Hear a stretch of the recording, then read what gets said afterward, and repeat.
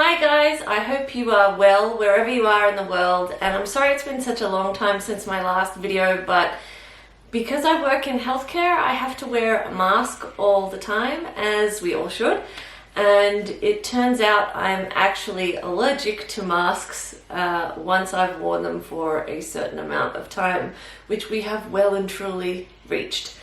And so my face has had this horrible contact dermatitis and it's been really bad around my lips, and it's actually been quite painful, but I didn't want to film myself while I had raging contact dermatitis all over my face.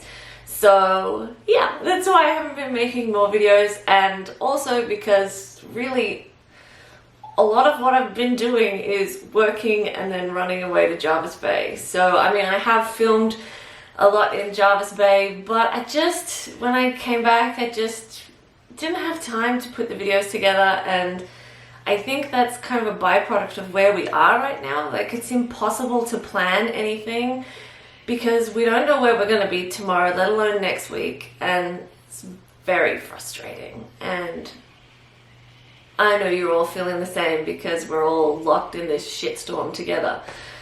So I do hope you're all well wherever you are, and I'm sorry it's been so long, but my face exploded. I thought I would do a little bit of a reading vlog just to update you on what I've been reading, because I haven't really done any reviews lately, and it's because I haven't really finished much. So I have been reading a ton of poetry. For some reason the urge struck and I've been reading a lot of poetry.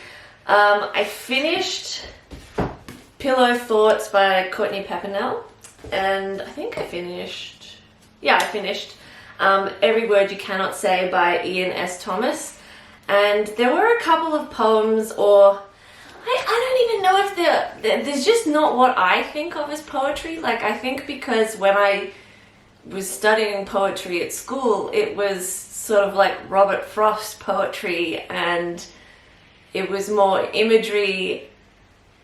And I just kind of felt like a lot of the poems that I've been reading lately are statements that have been broken up over multiple lines to make it look like poetry, if that makes sense. There's not so much imagery, or I don't know how else to say it other than like they feel like sentences that are broken up over multiple lines for no reason other than to call it poetry, which is really harsh, but you know, whatever. There was one I really liked from Every Word You Cannot Say, which was, sometimes I hide in a coffee shop because I want to hear my name being called by a stranger, by someone I haven't disappointed yet, and you can hide so much you forget what it's like to be found. But I mean, on the whole, I wasn't really entirely sure why this was called Every Word You Cannot Say, because I didn't really feel that way, but maybe I talk too much. I don't know. I've also been listening to Jim Carrey's Memoirs and Misinformation, which I think it's about 8 hours long, the audiobook, and I listened to a massive chunk. I think it was the first half of it all in one go, and I loved it. I thought it was genius. I thought it was somewhere between a beautifully written memoir and a genius joke, woven together so well that you don't actually know what is real and what is the joke, and it's ridiculous enough that you could believe these things true of Hollywood, and also, like, at times he makes it just that little bit extra ridiculous so that you know that it's a joke, but it's also not a joke, so you walk away feeling like Jim Carrey has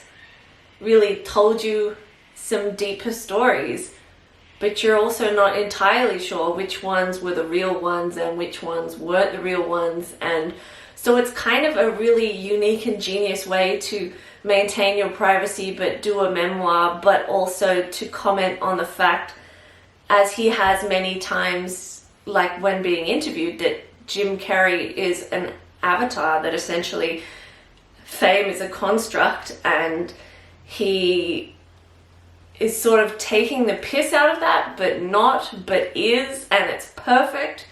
And it being read by Jeff Daniels just kind of makes it sound even more serious than it would if it was Jim reading it. Like, I feel like if Jim was reading it, you'd kind of be in on the joke a little bit sooner. But I feel like the way Jeff Daniels reads it really lends itself to the, you don't know what part is true and what part is a joke, and takes the seamless writing and the merging with a joke. It's just really good. But then I stopped listening to it because life got in the way, and I tried to actually pick it up yesterday or the day before, and I couldn't get back into it. And I don't know if that's because I was just in the wrong frame of mind, or like once you've enjoyed the joke and you've kind of sat back and had a giggle at the idea of Kelsey Grammer being, I don't want to ruin it, but like once you've had a good giggle at that, it's kind of like, I don't know if I just don't need another 4 hours of it, or I don't know, I just haven't been able to get back into it, and I haven't really felt a need to either, which is weird because I really enjoyed it when I was listening to it, but I just got off the ride and I don't know if I can get back on. And I guess maybe I'll pick it back up at some point. Maybe I won't. I don't know. It might end up being a DNF, but not because I'm not enjoying it, because I really did, but just because, I don't know. I've also been listening to A Little Life by Hanya Yanagihara, and I had originally borrowed this book from the library and then had to return it before it even really got past the first 2 pages. So I switched to audiobook, and it's one of those strange ones. Like, the early kind of chapters, not a lot happens and you don't get a lot of character revelation, but it's like it's enough, and it's well written, and it's interesting enough that it's like you're getting little crumbs and you get sucked into the story, and even though not a lot has happened, you're in. And I really enjoyed it, but I've kind of stopped where we're starting to get a bit more information about Jude's background. So I'm post-accident, if you've read it. But it just started to, like, I could feel that it was going to get really heavy, and I've read a few reviews and spoke to a few people who've read it, and they were all like, get ready for it, like an emotional roller coaster, you're going to be like on the floor. And to be honest, life already has me on the floor, and like, I feel like I've spent enough time this year doubled over weeping without choosing to do that in my spare time, if that makes sense. So I feel like maybe life already has me traumatized enough and I'm not really ready for more.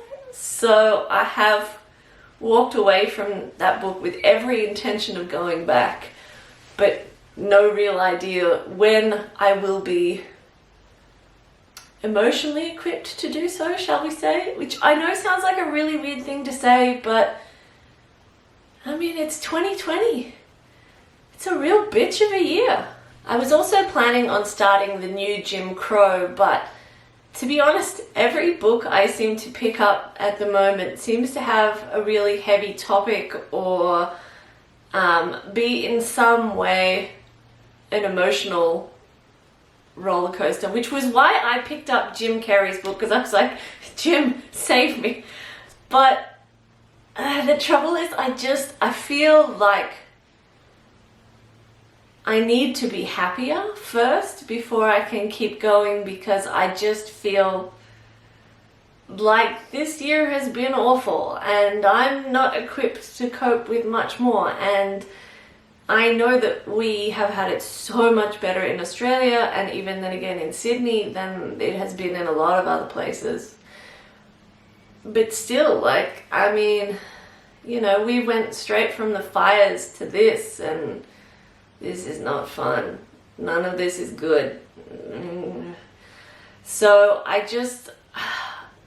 I don't know, I haven't done any reviews because I haven't finished much because I can't bring myself to finish. So if you have a book recommendation that you feel would perk me up and give me hope that life is not a giant shitstorm, then please let me know below in the comments and let me know what you've been reading. I'd be really interested to hear, and I really hope you're all well, and I hope that I see you more regularly. But given that I stopped the steroids today, my face will probably go back to being contact dermatitis from the mask tomorrow, so maybe I'll see you soon.